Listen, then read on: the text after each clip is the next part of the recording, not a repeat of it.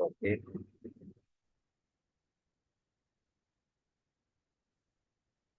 Good afternoon, sir. Good afternoon, Gurpreet ji. कैसे हैं आप? Sir, thank you so much. I'm fine. Wonderful. Fine is a good word. Sir, you are नमस्ते like, Sorry. नमस्ते sir. हाँ Deepti, good afternoon, कैसी हैं आप? मैं बहुत बढ़िया सर। बहुत अच्छी बात है. हाँ, बढ़िया is हाँ। also a good word. We need to use good word. Need to use good words. हाँ, सर हिंदी पढ़ाती हूँ ना। हाँ, अच्छा, कहाँ पढ़ाती हैं हाँ जी। हिंदी? मैं डीयू में पढ़ाती हूँ सर, केशव महाविद्यालय में। अच्छा अच्छा अच्छा, केशव हाँ में. जी, मैं हाँ एक जी। बार ही आया था केशव महाविद्यालय में. अच्छा sir, long okay time sir. Back. हाँ जी, हाँ जी। Okay. sir, you are Yes. like, Okay. and you are awesome. ठीक है. Thank you. Thank you. In fact, we'll let me share this. There is a hang on. I will have to stop sharing. And so today, the block that we are doing is on media. Now, this becomes a very interesting thing because media, and especially today with uh, the digital media, internet, and so on and so forth, changes everything about diaspora and the understanding of diaspora, in fact, definitions. And we have seen a new concept, transnationalism, which has come in. Uh, uh, the whole aspect of globalization, which includes digital media and a faster transportation, has turned diaspora totally on its head. And in this, the media has a very important role because today, with uh, digital media and internet, there is a 24 by 7 connection which happens between migrants and especially in hostland and homeland. And we have seen in a couple of earlier units how media is actually becomes a place where diasporas can share their stories. It's a place for resistance. In fact, in the unit on caste identity, we saw how in UK the media becomes a place where resistance is done, and so on and so forth. So let's look at unit 63, which is writings in and on diaspora. So we are talking about some authors, diasporic authors or authors who have written on diaspora. Are you able to see my presentation and hear my voice clearly? Yes sir. Okay. Has the slide moved in your on your computer? Yes sir. Okay. So this is the objective. Our objective is in its various form, nature of narratives and main themes, prominent diaspora writers, their subjectivity, personal lived experience. So I have taken, again, let me reiterate, which I always do. Uh, uh, Most of the material that I take in the presentation is from your SLM. In case you have not received the SLM, you can download it from eGyankosh. All the units are there. They might be a little older, but the units are there. You can download them. In a lot of places, sometimes I feel the SLM is not able to explain a concept fully. For example, I brought in that new concept of mobility studies. Nowhere is the SLM talking about mobility studies, but I wanted to give you that additional information on a whole field of study called mobility studies. So don't get confused onto the mobility studies part. The point I was trying to make is the unit mobility is there because mobility brings migration and diaspora is mobility, but there is a whole subject of mobility studies which covers more than the migration part. So that's why I got this subject. And again, during the presentation, you can stop me at any moment of time in case there is something that you wish like to share, or something that you need to clarify. You can either raise your hand or just interrupt straight away. That way it becomes faster. And more often than not, anything on diaspora and migration would involve themes of homeland loss, struggle in host countries, and so on and so forth. So, writings function as a safety valve. We have seen that today, especially social media, and a lot of people keep asking me why, just about anything gets written on social media. you need to understand one of the functions of media is catharsis. It's a safety valve. Think about the fact that a lot of people have a lot of anger on a lot of issues, and they are just able to come out in terms of media. Their emotions, struggles, pains, joy, deprivation, prosperity, achievement. It's also a space for creative expression through tales of individual lived experiences. Themes most commonly found: cultural identity, ethnicity. In fact, identity becomes a major thing with human beings. As we have gone through units, in fact, everybody understands that we have multiple identities. Identity becomes a very important thing in a human's life. There is nostalgia, there is alienation, there is racism, discrimination, all these things are happening in the world and has continued to happen in the world. And media becomes a place where these stories are shared. Narratives revolving around nostalgia of homeland, lived in experience. The thing about human being is the sense of imagination. In fact, a lot of times, more than what we actually experience, there is a perception of experience. So there is a perception of me that I have. Every individual has a perception. In fact, in earlier units, or whoever is joined late, in the later units, we will see that a whole lot of times when a person is looking at bettering a life, that bettering is also a perception, that wherever they go, they will get a better life. There's a perception built into it. So human beings have this wonderful imagination, perception. The objectivity of identity formation is another theme. Were not only reflect but also create and perform the function of diasporic experiences, achieve national and international prominence. In fact, a lot of Indian diaspora writers have gained international uh, uh, prominence. They've got awards. So let's start with the definition. Literature: any work written on oral on the subject of diaspora, more often but by diasporic person. So it need not be a diasporic person, but again, the fact is, more often than not, a person who has experienced something is able to narrate something much better. Diasporic literature is a specific subject which has divested itself from other literary disciplines. Written by people who form part of diaspora or migrant community, may include wide range of subject experiences, observations. In fact, a lot of authors have used their experiences in creating fiction rather than factual, which comes under academic. They have created fiction which comes under literature. It is mostly, if not often, in the form of fiction or travel log. Its fictional character do not fall under the realm of academic writing. It's a cultural production, much like cinema, music, theater, and fine arts. And in terms of every creative item, when we are talking about cultural production, there is a certain amount of exaggeration, there is a certain amount of hyperbole. All these things are valid tools in terms of a cultural production. So we need to understand that. It is an artistic expression which disrupts the traditional storytelling. Subjective in nature, tells his or her story or of another person who is mostly a diasporic subject. The interesting part of diasporic, narration is the fact that the person has experienced multiculturalism. He has experienced new interactions. There is a new culture. There are races involved. The experiences of going through it. In contrast to native people, and narration often drawn parallels between different cultures and varied experiences. In fact, one of the most creative form is, and that's what they say. If you are an author and if you are intending to write, the best way to do is to travel, because that allows you to experience different cultures, different people, how they interact, how people are there,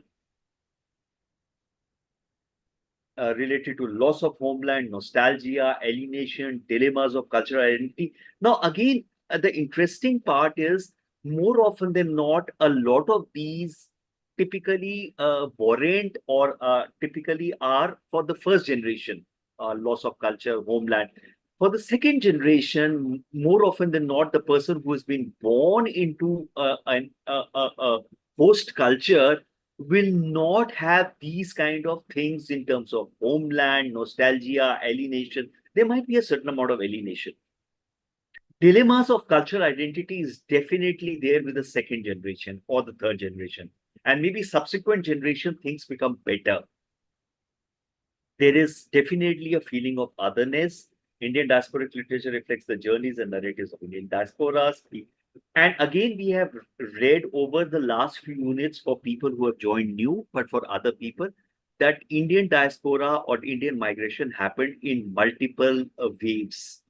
So the experience of the migrant or of the Garmatiyas or the indentured labor was totally different from the migration of the 60s, is totally different of the migration of the 90s.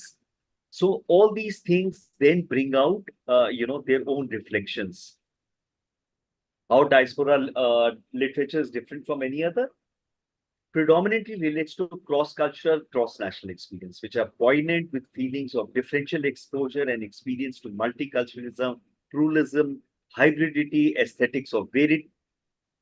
Every time somebody travels from one culture to another culture, remember a person needs to adapt. The way we adapt to time zones, the body takes time. There is something new. It's as interesting a thing as somebody traveling from Bihar to Kerala for work, or somebody traveling from Orissa to Maharashtra for work.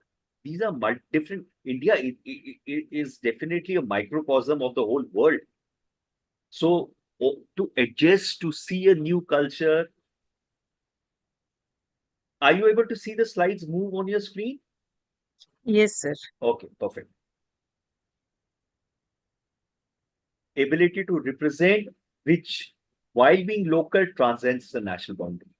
Now, the good part of traveling from, let's say, Orissa to Maharashtra and Bihar to Kerala is the fact that you're in the same country, you are the citizen of the same country, and you can come back very easily. But when you travel across the national boundary, unless you are going to, let's say, Nepal or Bhutan or Sri Lanka, coming back is not so easy. There is a whole process where you need to book a ticket, you need to plan, it is costly, you need to arrange the money and so on and so forth. So that is, that kind of, movement is different. Tales are non-cohesive, inorganic human narration in sync with diasporic experience, universal appeal cutting across diaspora, and inevitably, any experience which, let's say, an Indian has traveling to, let's say, the Western world would be some sort similar to possibly an experience from an African traveling to the Western or Latin American traveling to the Western, would be the same possibly a person from the Northern Hemisphere traveling to the Southern Hemisphere. So, for example, a lot of Europeans who travel to India are not able to understand or adjust to the chaos that we live in.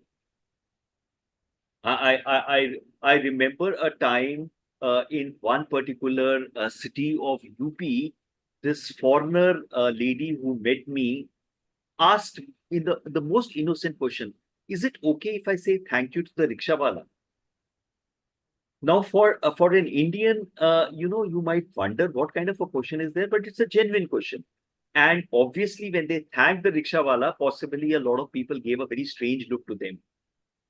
So these are cross-cultural. Two distinct phases of Indian diaspora writing, the colonial and post-colonial. I'll move a little bit away and explain the colonial and the post-colonial in the next slide, because we hear this word a lot in terms of writings, colonial and post-colonial. Many writers contest this division as they feel diasporic literature is mainstream. Colonial writers include Nirad C. Chaudhary, Raja Rao. So let me explain what is the difference between colonial and non-colonial. Colonial, produced during colonial era, Non-colonial, post-colonial is after the colonial too. Often from the, so if you have seen the movie Jungle Book or read the book Jungle Book is a classic example of colonial literature.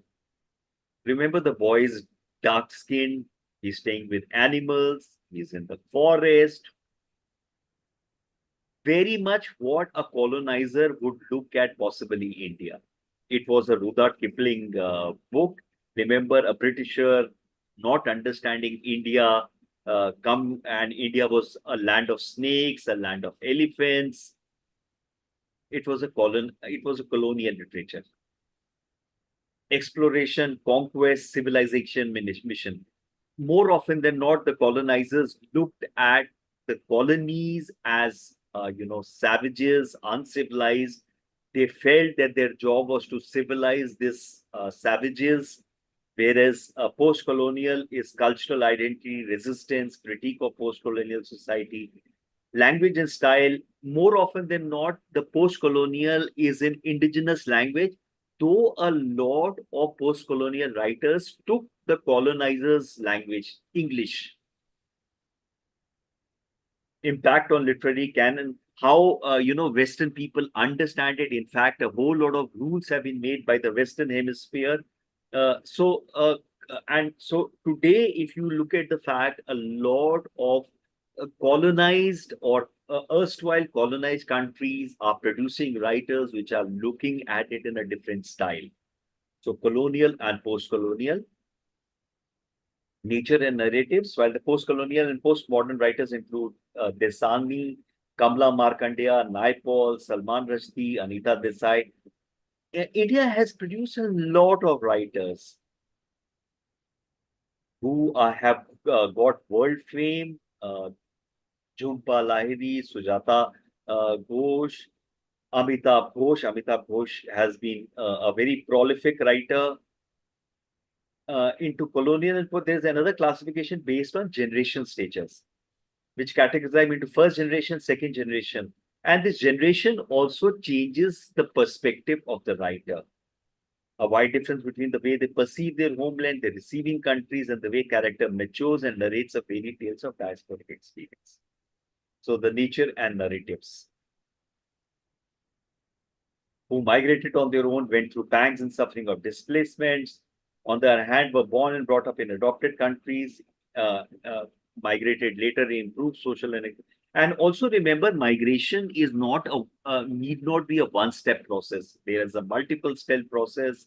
A lot of indentured labor who were taken to Trinidad, Mauritius, and all these places, Fiji, have moved from there into Australia, New Zealand, US, Canada. So there are different experiences were hemmed between two cultural constructs. In fact, this question came sometime back. The second generation is more adjusted, and that's what we were arguing. The second generation has more pressures because there's a pressure which is coming from the family, which is the first generation, and then there's a pressure from the peers because you are in an alien culture. It's only, I think, by the third or the fourth generation that some amount of integration happens. These sensibilities are often reflected in fictional and non-fictional characters. Sense of dislocation, displacement are common narratives in their writing.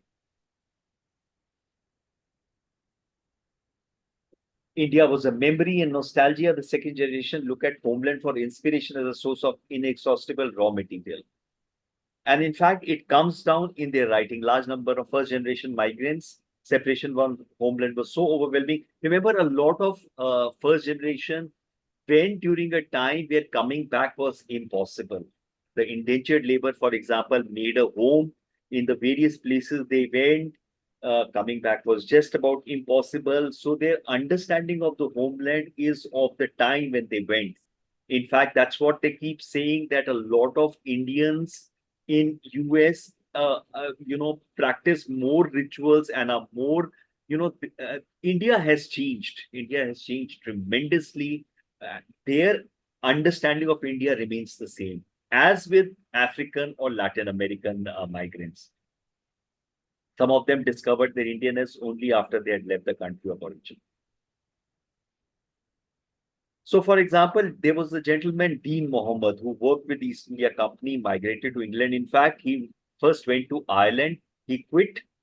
He was in the army of East India Company. He quit along with his boss, who was an Irish person. Went to Ireland, then went to England. He married a British lady.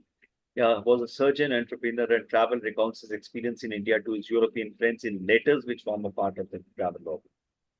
Early Indian immigrants to Great Britain, and his writing was autographical travel narrative. So travel log becomes the most, because they are moving, the travel log becomes the most easiest path to write. And this was published in 1794. The use of English as main language was also observable among the Girmitiyas, descendant of indentured laborers, including prominent names like Noipal, Shanimattu, Marina Budhos, and so many and so and so.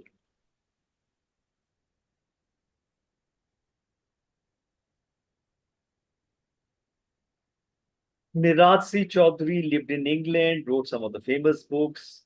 Cannot be called diasporic. Niraj Chaudhary did most of his life in India, then migrated to Britain. Cannot be called a diasporic writer in the true sense because his experience do not directly relate to a migrant or a diasporic person. In fact, in your SLM, there have been examples given of Indian English writers. I didn't pick it up, but when you read the SLM, a couple of the writers which are mentioned are not even migrants, they are Indians writing in English. Raja Rao, another Indian who went to France and to US, wrote novels. His Serpent and the Rope is among his famous work. Kanthapura has a protagonist, Murthy, fights against social injustice, becomes a Gandhian. So, a whole, see, remember, media creation, especially writing, comes out of what they see, what they feel, what they experience. G.V. Desani, another British Indian novelist, and this gentleman was born in Kenya. So obviously his parents, and at that time, India was not independent and not partitioned. Family moved back to Sindh, now a part of Pakistan, when he was about 8. At 13, at 15, he caught a steamer for the UK. Best known for his novel All About H. Hatter, first published in 48. Just after partition, just after independence, cast an absurdist, comedist light on the plight of a common man in a multicultural, pan-ethnic world. And all these, today, for example, the whole world has a lot of diversity. Remember, these guys at that time went into an absolute white world. Who hadn't, experienced a brown person, or, obviously they understood color as slaves, as savages. But here he was, remember Gandhi's experience in South Africa, where he was thrown out of a train. So, here was a white, pure white culture experiencing, brown people. Common man in a multicultural, pan-ethnic world. Kamla Markandeya. In your SLM, Kamla Markandeya has been put in colonial writing, though Kamla Markandeya typically comes in post-colonial. Kamla Markandeya and then Bharti Mukherjee, these are all post-colonial. Migrated to Britain, continued to identify herself with Indian, though she was born in 24, most of her writings is post-colonial. Famous novel Nectar in a Sieve, subject of poverty and destitute form, the main subject of most of the earlier Anglo-Indian writers. Nowhere Man deals with first and second immigrants to London, exposed to racism and differential treatment, is not able to cope with cultural trauma. And inevitably, this is also a common theme, are not able to cope with cultural trauma. We have seen earlier, a lot of you who have just joined, I keep repeating this case of these Keralite girls who went to Germany to be trained as nurses. That video, it's a documentary which is there on YouTube. You can search that out. These girls did not know German. They did not even know English. They went out there. The trauma and leading to depression. So what held them together was a common religion. The church had taken them from Kerala to Germany to be able to go as caregivers. In fact, when these girls became older and got married, a lot of Keralite men who went to Germany after marriage could not adjust. So, adjusting into a culture, different culture leads to trauma. There is depression. Bharti Mukherjee, along with Kamla Markandeya, laid the foundation of feminist diaspora writers in early 50s. So under diaspora, there is a feminist diaspora, depicts the story of interracial love, immigration, assimilation. Now think about the fact Mukherjee is writing on interracial love at that time. The tiger's daughter, an Indian woman, Tara, marries an American man, attempts to work out a relationship. Similarly, in Jasmine, female protagonist attempts to make herself at home in the United States. So all these authors uh, are looking at things as they are, and fiction allows them creative freedom. Gender inequality, cultural accommodation have continued to haunt other women diaspora writers. And that's what we keep talking about, that the women diaspora, and more often than not, the diaspora studies earlier had the male as a focus. In fact, the feminization of diaspora happened subsequently, where we found out, or the scholars found out, that the experiences of females is marked different from those of males, and hence focus should also be done on the female diasporas. What are their experiences? And writings and authors are able to give heft to whatever is happening around. Then there is Chitra Banerjee, Deva Karuni, novel Mistress of Spices. Character Tylos struggles with different roles in people's prejudice. In arranged marriage, she looks at the institution of marriage. Mina Alexander's Manhattan Music, story of Sandhya Rosenbaum Plum, delves into fundamental question of what is to be a woman, marriage to an American citizen, and subsequent turmoil.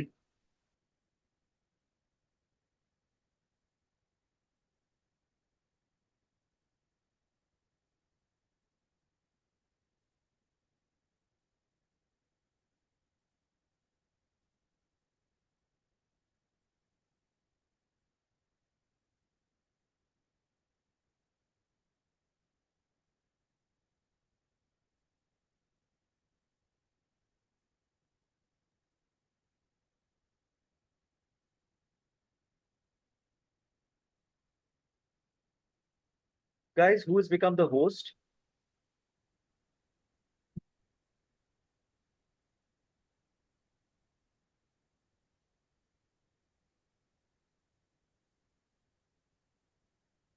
Uh, Guys, can you hear me? Yes, we can hear you. So I see Swadesh being the host. Swadesh, are you the host? My internet connection broke. Who's the host now? I don't. Swadesh, are you the host? Yes. Can you just make me the host, please? Okay. Okay. The internet suddenly broke. I don't know for what reason. Were you able to follow me for some time, or the internet broke and Yes, I sir. don't? Now you are being Okay. host. We could hear you, sir. There was a silence of maybe 20 seconds and then. Okay, perfect. Were we at this slide? Post-colonial Chitra Banerjee? Yes, sir. Yes. Okay, perfect, perfect. I suddenly saw that my screen had gone blank, so I wondered what happened. The technology always comes back and says, I'm more powerful than you people. Okay. Yes. So Mina Alexander's Manhattan Music, story of Sandhya Rosenblum, fundamental question of what it means to be a woman, marriage to an American citizen. V.S. Naipaul, one of the most prominent post-colonial Indian diaspora, second generation immigrant to Trinidad and Tobago. Grandparents had come to the country at indentured labor. So obviously a second generation sense of fluidity is visible in his character of his own, enigma or of arrival. He's written a lot of novels, psychological wound continues to bother them in one form. And inevitably, this migration and this alien cultures and how to adjust, it's, and we see it, for migrants who come from the rural side of India into the metropolitan cities, you can see how they try and adjust, how they try and become one of the metropolitan boys and girls, and how, there is the sense of otherness. Now, multiplied by multiple times when you're going into beyond the national boundary. Here, at least you can go back, or you will find at least some more of your own. But once you go beyond the national boundary, how that sense of otherness comes in. We have seen how, for example, students from Northeast face discrimination, let's say in Delhi or NCR region.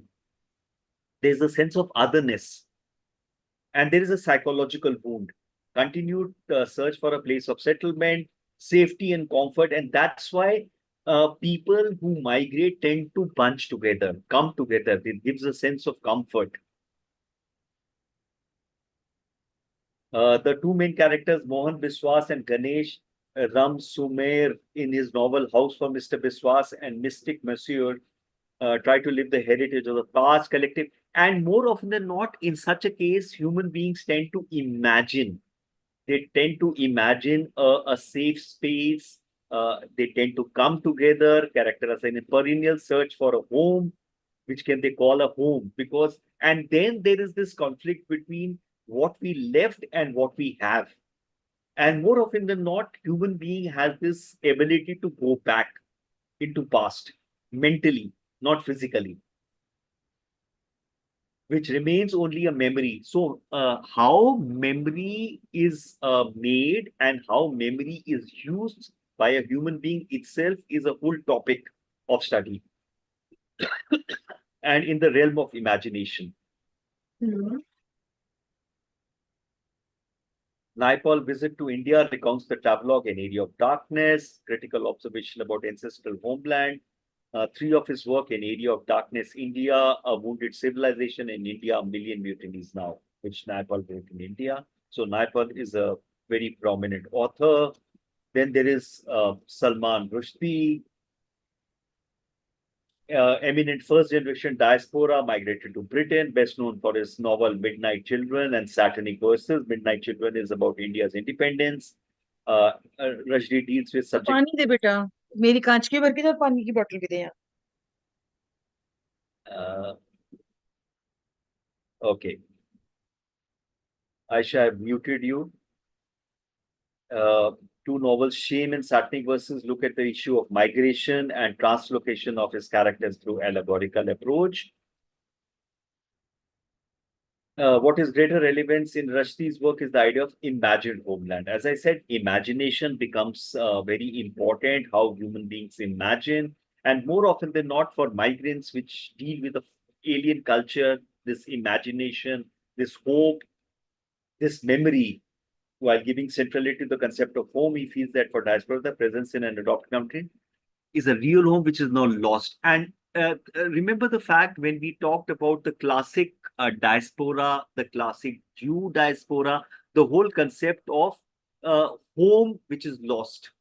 And then they wanted to go home. So with the diaspora, this thing about past real home which is lost. According to him, whether it's exile, immigrant, or expat, they're continuously haunted by a sense of loss. In fact, that's what defines diaspora in a lot of ways.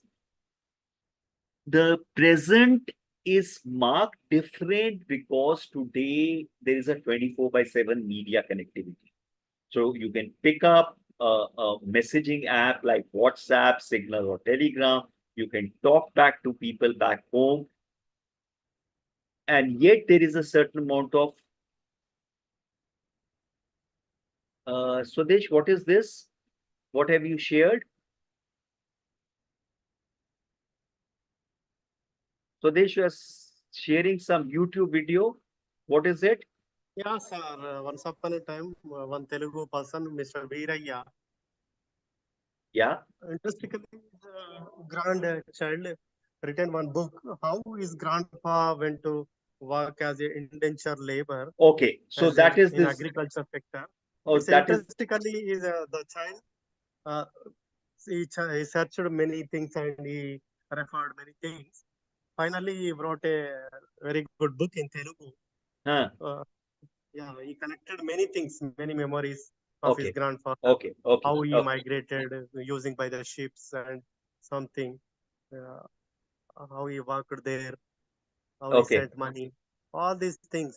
The Telugu fellow Okay. written this book. Okay. So you guys can see this after the class. You can share save this link. Swadesh has shared this link. In fact, if there are more stories that you come across in your own areas or your own language, you can always share this in your WhatsApp group, or you can email it to each other. Rushdie is of the opinion that Indian writers in England have access to second tradition, quite apart from their own racial history. Rushdie also remember is the time of colonization. So and these writers and the newer writers, the younger writers today are marked different in the way they perceive things. It's a culture and political history of the phenomenon of migration, displacement, life of a minority group. Sense of displacement and ensuring loneliness of immigrant find full expression in Anita Desai's literature. These are again older writers. They possibly, a lot of them were born pre-independence, pre-partition. Their sense of understanding and their sense how they constructed their their understanding was during the colonization time. The the writers which were born post independence, post partition, have a marked different style of writing. Her story, Fasting, Feasting, looks at cultural boundaries between India and US, tells story of Uma and Arun, who go through different sort of experience of two countries. Seems Western culture seems to be oppressive to her character. She wants to escape from it and process lives a life of self-created aloofness. And we have seen in a lot of these stories that it looks alien, and then the person withdraws into a sense of aloofness and a larger worldview beset with contradiction, which is second generation migrant encounters in terms of dual identity. In fact, the second generation would have a lot of contradictions because they are being pushed. Let's say for a second generation Indian, they are pushed to look at the Indian tradition, and then they have both been born into the, for example, an American tradition. Their classmates are American. There's a different culture. Anita Desai's Bye Bye Blackbird is another powerful novel. Exiled Indians who try and live in urban centers, balance values, homes, and overseas experience. Cultural constructs they are forced to live in. And in as I said, this particular theme continues in every writer's work. Psychological hankering to the imagined homeland which they have left behind. Suketu Mehta, Indian-born writer, migrated to US. Novella titled "What Is Remembered: Immigrant Experience." Latest book, "Land Is Our Land: An Immigrant's Manifesto." Apology of immigrants, and you'll see these keywords again: loss, apology, alien, and they're talking about immigrants towards the adopted country, a sense of gratitude. And Suketu is writing, why should the immigrant be grateful? In fact, we see something similar where we see migrants in our individual states, and we almost feel that the migrant should be grateful. There is no sense because people are continuously moving, feels that the world is one place belonging to everyone, and the way immigrants are made to feel a sense of gratitude is uncalled for. No sense of indebtedness that my immigrants should have, having migrated to richer countries. And this also is a theme which is discussed. Jhumpa Lahiri, diaspora writers known for a namesake, which was made into a movie, Irfan Khan and Tabu, interpreted of melodies, unaccustomed earth, lowlands, namesake, throw light on the lives of first and second generation Indian immigrants to US. day-to-day experience in an alien geographical setting, continued search for belonging. And these three words, belonging, identity, and movement, typically are, if you are to identify or if you are to give hashtags to migrants in diaspora: identity, belonging, and movement. Ashimov namesake moves to Calcutta, to Boston, experience the dynamic of movement and alienation by a character in Whereabout, where she says, "I've never stayed still, I've always been moving." There is Hari Kunzru, second generation immigrant to UK, an Indian Kashmiri diasporic person. Stories include Impressionist, Transmission, My Revolutions, God Without Men, White Tears, Red Pill. Contemporary world of politics, mechanization, focuses on right-wing shift in global politics, rising case of anti-immigration feeling in native population. And this is also a new thing which is happening, that anti-immigration feelings which are rising in the West. Then there is Amit Chaudhary in his novel Afternoon Rag. Chaudhary depicts an Indian student's experience during the course of association in Oxford. So now these are new generation writers. These are young writers. They are not saddled by colonization experience or being born into a colonized pre-partitioned India. Amitabh Ghosh, another English writer, he's the author of The Circle of Reason, Shadow Lines, Calcutta Chromosome, Glass Palace, Hungry Tide, Sea of Poppies, that are perpetually moving, are in search of identity in the incident. Amitabh Ghosh writes Great. Ghosh, another historical novel, The Gun Island, deals with issues of human migration, contemporary challenges of climate change, introduce the readers to Bangladesh migrants. So again, as I said, this new generation of writers are able to pick up many more issues rather than that loss and that haunting. Vikram Seth, Suitable Boy, The Golden Gate, and Equal Music, among others, is his plot character settings in which range from India to China to UK. Now, these are typically moved into the transnational writings, where these writers, these young Indian writers, are able to look at beyond that loss of homeland, imagined homeland, and so on and so forth. So we see how this writing itself has changed. Okay, summing up. Okay, we are very much on time. Being a part of language has carved a different niche for itself. I have missed a couple of writers which I didn't pick up from your SLM. So when you read your SLM, you can go through it. Inevitably, you can pick up a couple of, in case there's a question in your exam to talk about writers, you can pick up, right? For example, Amitabh Ghosh, you can pick up, or Vikram. Pick up the newer writers and one older writer like Salman Rushdie or Kamla Markandeya, which you can then extrapolate. While prejudices, racism, and discrimination form the main narrative of earlier diasporic writers, concept of identity, belonging, and finding a root at home. So these were the earlier, these have changed now. The new storytellers like Arvind Adiga, Atish Tasir, Pankaj Mishra, Sarnath Banerjee, narratives on individualism specifically, which were earlier unnoticed, not observed, and was not narrated. So now these guys are true transnationals. The diasporic literature has not only enriched the literary world, but has added new dimensions to the diasporic lives. There are some references: Imagined Homeland, Essays and Criticism. There is Amit Shankar Saha, Perspective, Exile Literature and Diasporic. Now, exile literature would be totally different. Sharmila Sen, Not Quite, Not White, Losing and Finding Race in America. Okay. So let me switch on my video. Does it? Okay. Hi. Any questions?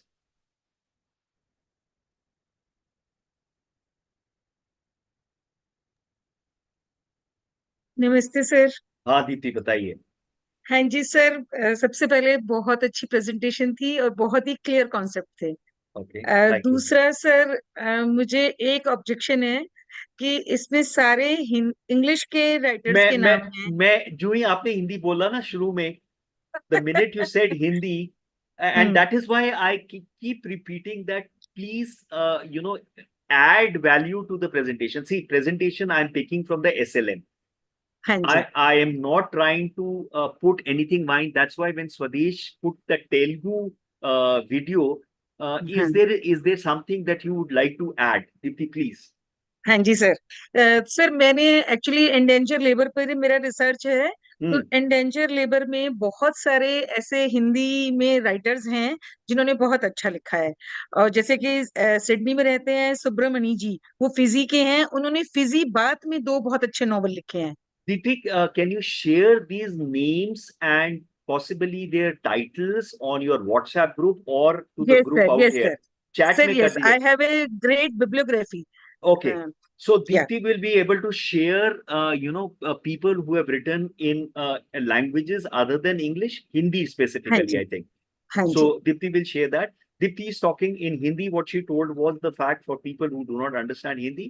She talked about the fact there are a lot of indentured people who were indentured labor. A lot of authors have written on them, may have come out of them. हाँ Deepti, और बताओ. हाँ Anything जी more? हाँ जी sir जैसे हिंदी में भी और जैसे कि इंडेंचर लेबर के अलावा और भी बहुत सारे ऐसे हैं जैसे तस्लीमा नसरीन है वो भी बहुत ज्यादा उस पर लिख रही हैं तो मतलब मेरा मतलब कि थोड़े से ही नाम हैं जो फेमस हैं लेकिन जो True. कम फेमस हैं उनके ऊपर भी थोड़ा ताकि हम Absolutely. In fact, हाँ जी Deepti, now,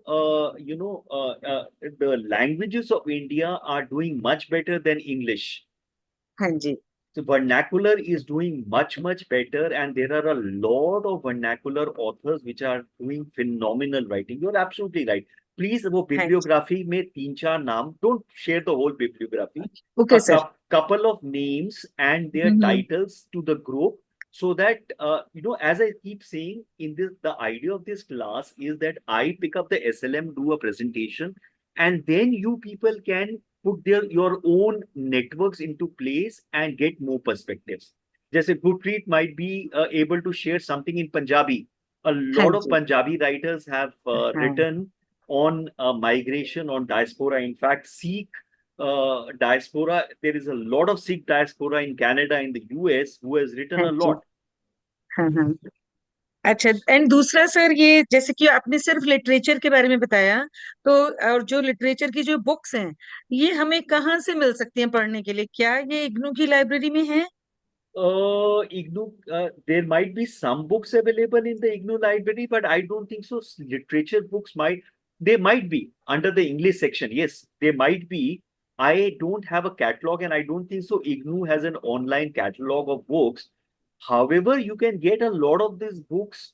If you search on Google, there are a lot of sites where you can download PDF copies of the books. Deepti? हाँ जी okay and one more question sir कि आपने सिर्फ books का बताया तो हमें बहुत सारी जो फिल्में हैं उनके बारे में भी बताएं और Next social unit. Media Next हाँ unit is on films, okay cinema. Okay So sir this block is on media. So I'll be hmm talking about films. I'll be talking about other media.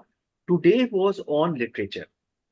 Okay sir एक ठीक है? Performing art में मैं एक बता देती हूँ sir कि मैंने इंडेंचर लेबर पर बहुत सारी कविताएं लिखी हैं और पेंटिंग्स बनवाई हैं उन पर Okay. ताकि लोग विजुअली देख पाए कि वहां उनके साथ कैसा एक्सप्लॉयटेशन हुआ था Dipti, तो I'm sharing my email ID with you. मुझे आप थोड़े links भेज देना so that when I come to performing arts next time, I'm able okay to sir put this out.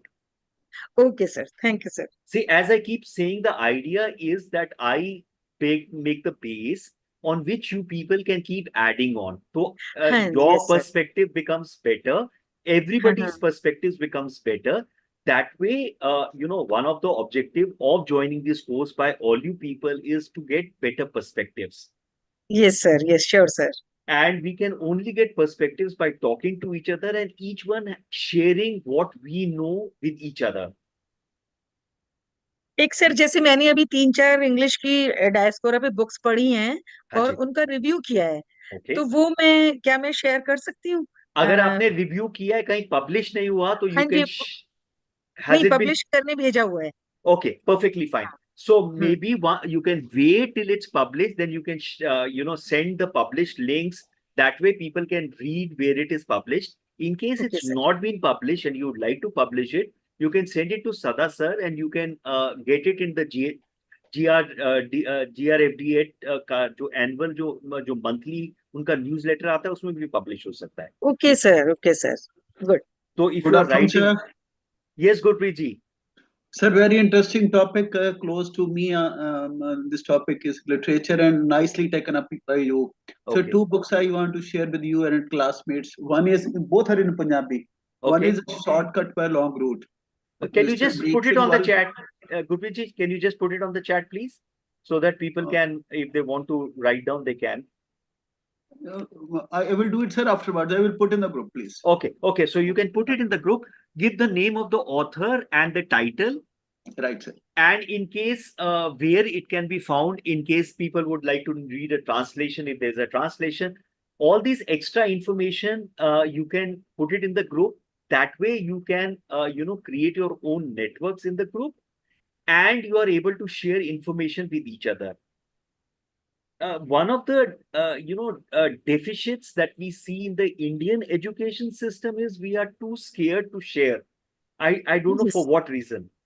It kind of has come historically. We do not share enough. And in today's time, with the way media is going, unless you are able to share, you will not be able to get perspectives. So please share kar dijiye. Sure, sir. Thank you so much. Deepti ji, sorry, I broke your talk. नहीं sir ठीक है sir मेरी हो गई थी बात.